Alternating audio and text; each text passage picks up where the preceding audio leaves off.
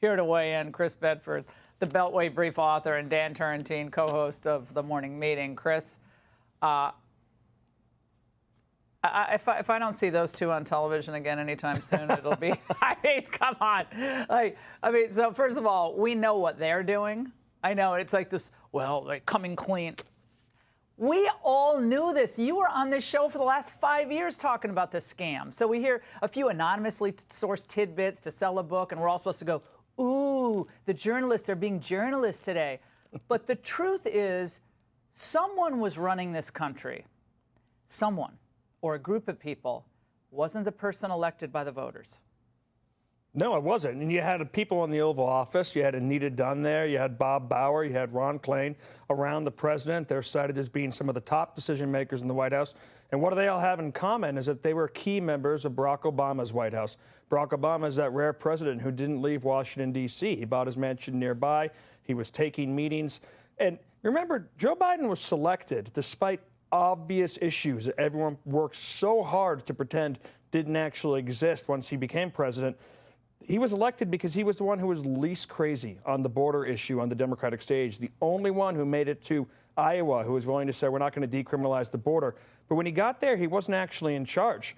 These people ran the decision-making process. They seem to have run his administration. And now all these things that are reported in the book, we knew them because we saw them. They were publicly available information from his press conferences, from the way he walked. Everyone could tell with eyes to see. They're admitting it now, but it does show you, straight down to it, just how little in touch he was with actual power-making decisions. Yeah, we don't need Biden falling up the stairs. We've seen that how many times? We need the names and the faces of the individuals who were part of this cabal. We know that Biden was in decline. We've reported on this literally since 2019 on the Ingraham Angle. We didn't have to write a book about it. We knew about it, okay?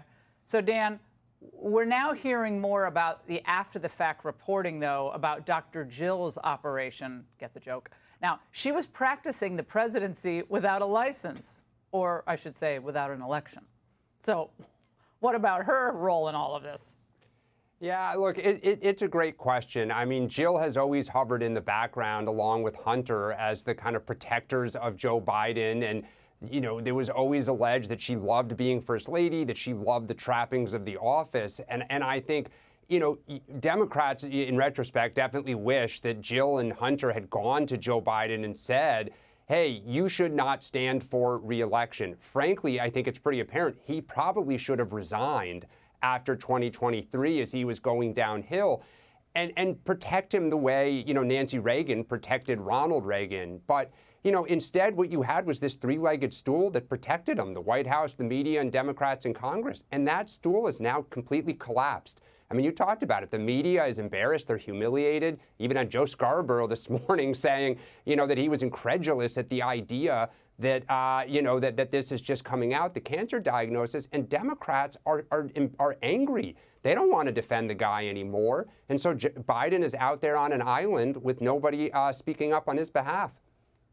Well, again, I'm going to make this point until people, you know, get what I'm saying. I think it's pretty obvious, but we know all the names of the people. Steve Ricchetti, Ron Klain. You mentioned three of them earlier. Ron Klain, Steve Ricchetti, Jeffrey Zients, Karine Jean-Pierre, the first press secretary, who's Jen Psaki, Kirby, Jake Sullivan. Who else? Who else is on this list? These people all knew what was going on.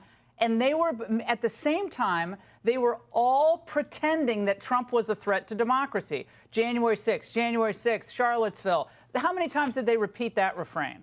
And they were doing this? So I'm not cheering the journalists who are writing their columns in the Post and writing books about Biden's decline. The story is the people who were running that auto pen. Trump is exactly right about this. He is, because they were making decisions that clearly the president was incapable of making. He couldn't string together a sentence or remember key details of his life. We have it on recording. It's basically the reverse of the Richard Nixon tapes. Right. We show how little control he actually had over this White House and how little operational knowledge he had of what was going on.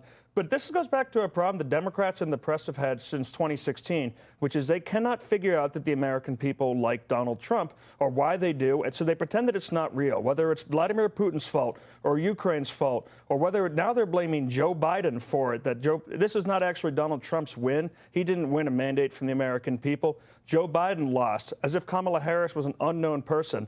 And it stops them from ever having to really look inward at themselves or ever tackle the really toxic ideas they spread. Yeah, and the cover-up we're going to get to later in the show of the policies that were ruinous for the country, including the adverse effects of the COVID shot. We're going to get to that because it's not just the cover-up of the cognitive decline that we all knew about.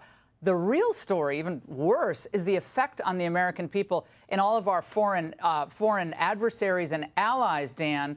After we told, oh, Trump really hurt our reputation around the world with January 6th. What do you think they thought about this guy at every G7 meeting, Dan? Yeah, one of the stories that really hasn't been reported very much, I mean, it's been a little bit, is that one of the deals that Joe Biden made in 2020 once he got the nomination was to outsource personnel to Elizabeth Warren and Bernie Sanders. He was terrified that Bernie would do to him what he had done to Hillary Clinton and just nag at her ankles. And so you basically had a White House populated with these young, super progressive, woke staffers who had an agenda they wanted to drive. And because Joe Biden was not as sharp as he had been, they essentially ran the White House. You talked about the senior staff, but down in those agencies, it was not really the Joe Biden that people thought they were getting. And as a result, the Democratic Party's paid a huge price for it.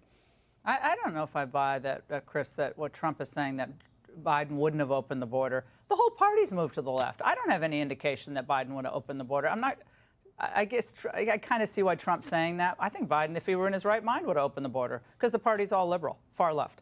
He's one of the only Democrats who is still able to talk a moderate game, but he's always had progressive policies from the beginning. Yeah, so I think it's all their fault. But the cover-up and that cabal, they have to be held accountable. Chris and Dan, thank you both very much. Click here to subscribe to the Fox News YouTube page to catch our hottest interviews and most compelling analysis. You won't get it anywhere else.